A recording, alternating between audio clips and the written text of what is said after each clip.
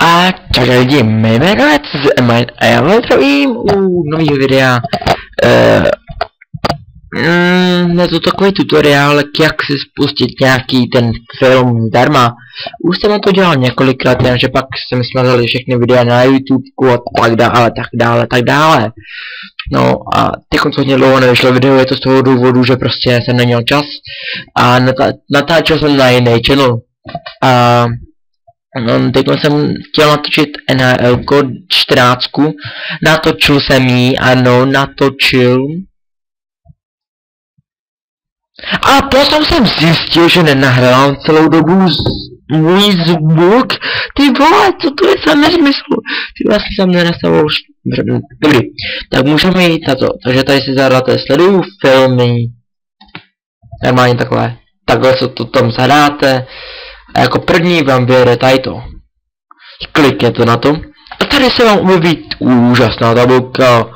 Ale tady tu my nepotřebujeme, my dáme tady. Tady dáme cokoliv. A jeden týpek mi psal, že na tom starém nejde Alvin a... Počkej. Ne, An. Dělali si randu. What the fuck? Tohle nechci mít. Kopii. Úplně lagísek, protože natáčám a ještě ke všemu něco dělám ještě jinýho. Teda moc dobrý hodnocení to nemá. Ale to je jedno, jaký tam dám.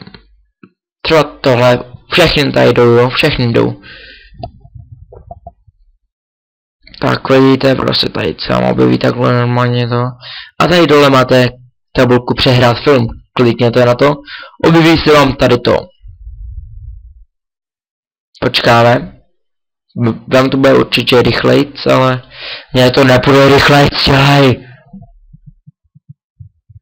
What the fuck? Tohle se... počkáte lidi. Moment. Fail.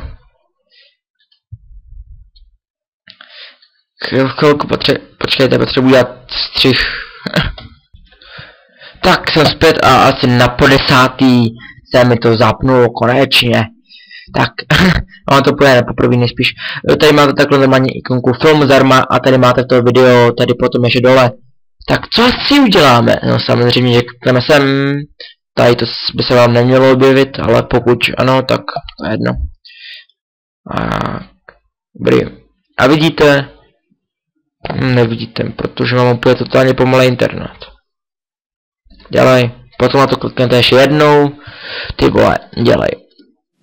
Tak.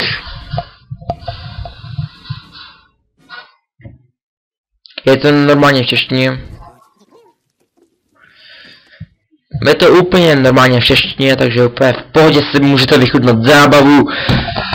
A tak dále. Takže pokud se vám video líbilo, nezapomeňte napsat komentář, like dát a popřípadě i nějaký ten odběr by neuškodil samozřejmě. A pokud se vám video nelíbilo, tak napište, proč se vám to nelíbilo a klidně si dejte i dislike. OK, tak já se tady s vámi loučím a zarec palec, dámy a páni.